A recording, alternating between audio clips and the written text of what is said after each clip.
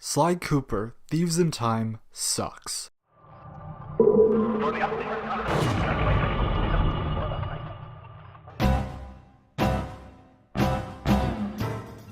The Sly Cooper PS2 trilogy has always stuck with me as a simple yet fun adventure series. Each game is an entertaining romp in the wacky world of a crafty raccoon and his band of thieves. They're light-hearted capers loaded with charm and personality.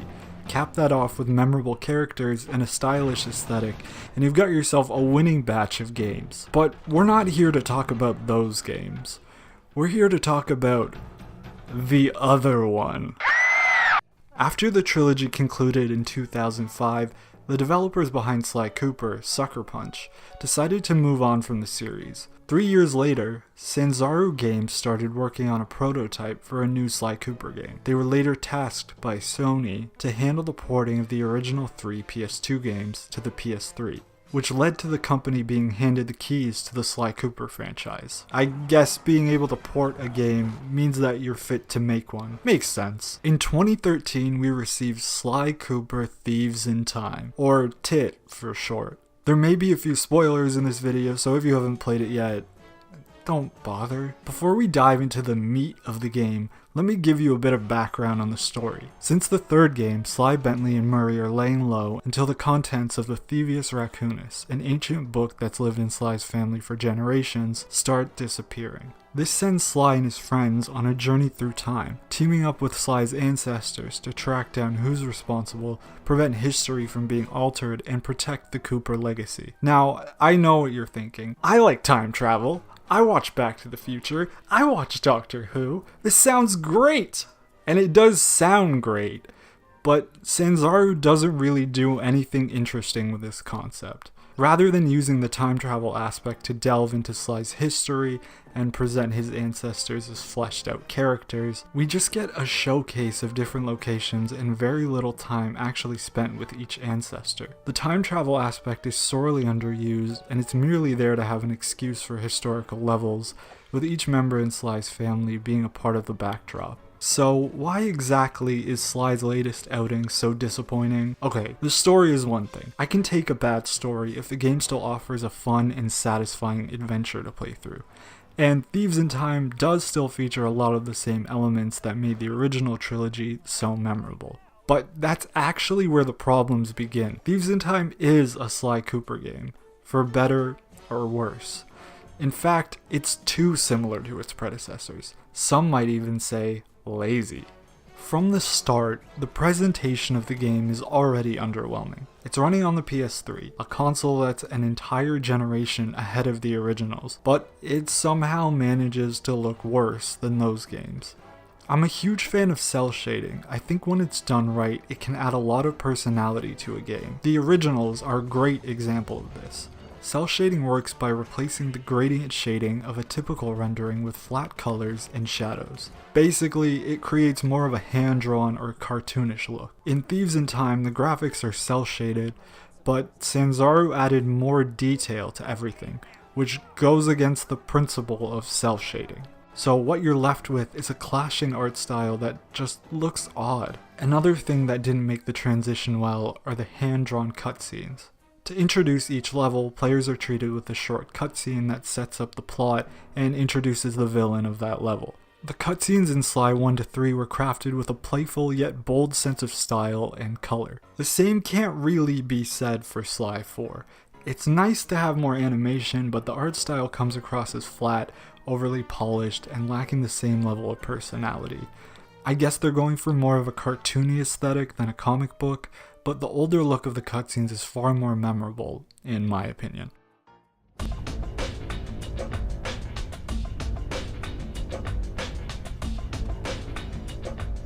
Apart from the original Sly Cooper, the games are all built around the same structure. Each level involves taking turns with the different members of the gang to complete different missions tailored to each character's expertise. Sly is stealthy, so his missions revolve around sneaking.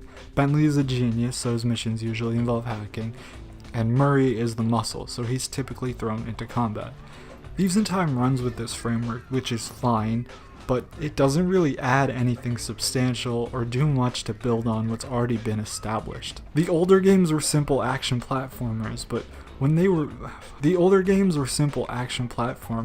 they were more than the sum of their parts. It was about how everything came together to elevate the simplicity of the gameplay. Tit feels like scattered parts that don't quite connect, and I think at this point it's fair to expect a bit more from the series.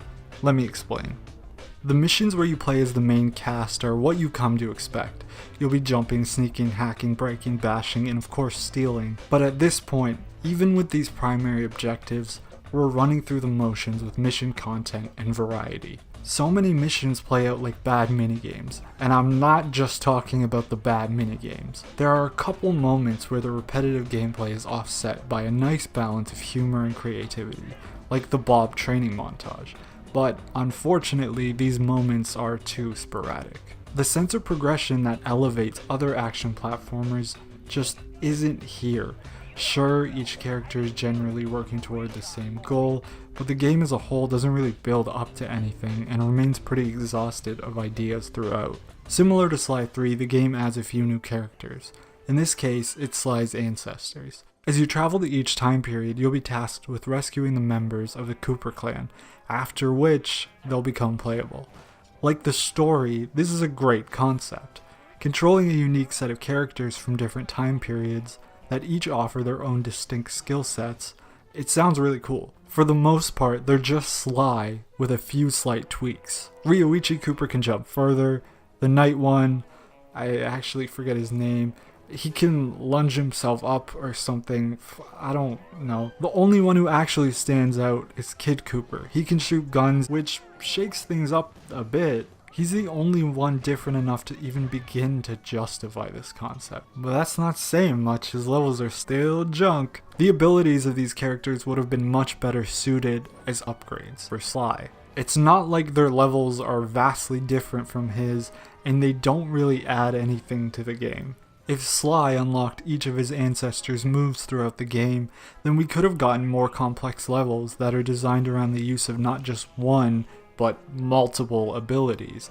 It would add another layer to the game and maybe provide enough variety to break up the pace of the more formulaic missions. The time and money really would have been better spent on enhancing Sly or his team or anywhere else, just not on these miserable pieces of shit. Sly actually does have his own upgrades, but these are an even bigger waste than Sly's family.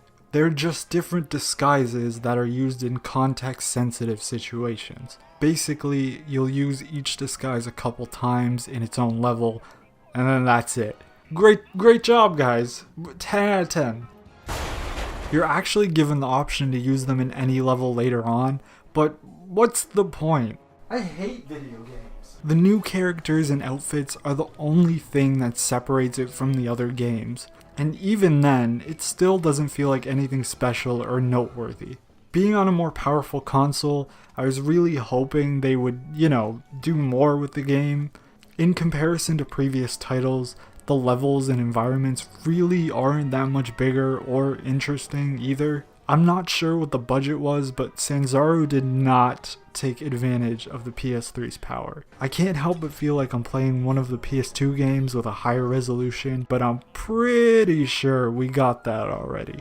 And if we're cutting corners, why are the loading screens so long? Sometimes you'll end up waiting up to 30 seconds for the game to load.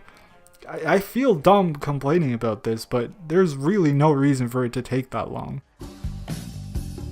Like I sort of mentioned earlier, occasionally missions will result in completing minigames, and while they have their novelty in Sly 2 and 3, it just feels like they're being used to fill space now. Almost as an excuse for not having to design more levels and missions. They're just not fun, and when they start being recycled later on in the game, you know more effort could have been shown. One of the main reasons why the gameplay isn't as satisfying to me are the controls. The best part of controlling Sly was how spot on the controls were. Traversing environments with quick and acrobatic movements made you feel like a master thief. Go ahead and say I'm making excuses and that I'm just bad at the game. I know I'm bad at video games, but Thieves in Time would have been noticeably more enjoyable to play if the controls were as smooth and as responsive as before. I can think of no better place to illustrate how bad the controls can be than the Black Knight boss battle. Oh my god! Holy shit! This mech suit fight is easily the worst part of the game. Just look at this! It's difficult to explain bad controls, but this goes way beyond that. Your movement is so clunky and unresponsive. I had no problems with the rest of the game, but I died over and over again trying to beat this fight because of how broken it was. And I have no idea how this got past playtesting. The overall lack of ideas culminates in the last leg of the game, where you play as each of the ancestors in a quick succession of missions. As it is, this doesn't add anything to the game. It could have just gone straight to the end boss and it wouldn't even matter. Going back to what I mentioned earlier, wouldn't this be way more interesting if Sly had been gathering different abilities throughout the game, and this final lap was an endurance round used to test the player on how well they've mastered these skills? Instead, the last level is just a truncated version of what we've been seeing for the entire game. At least we did have a final level though, because the last boss fight barely qualifies as anything, it's just quick time events. Would it really have been difficult to program just one more boss fight? Sly Cooper Thieves in Time is a prime example of a developer playing it safe. It's a game that doesn't take a lot of risks, and while I understand why it follows the Sly Cooper formula so closely, they took what little new ideas they had and stretched them out so thin that the game loses any real depth it could have offered. When a game series switches developers, I want to see what new and fresh ideas they can bring forward.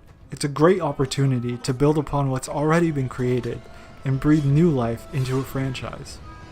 This isn't always the case, but you know what I mean. It's a devotion to the original trilogy that's holding this game back from stepping out of its predecessor's shadow. I can hear the developers saying, let's do things different, but not too different. And it's a shame. These games are special to me, and I hate to see the series become stagnant after the first entry in almost a decade. If the series does continue, I hope whoever develops it uses the previous games as more of a guideline than a blueprint. Sly Cooper Thieves in Time sucks, but the Sly Cooper series doesn't. I'm confident that despite this misstep, Sly, Bentley, and Murray will live to steal again. Thanks for watching, guys. I'll catch you on the flip side.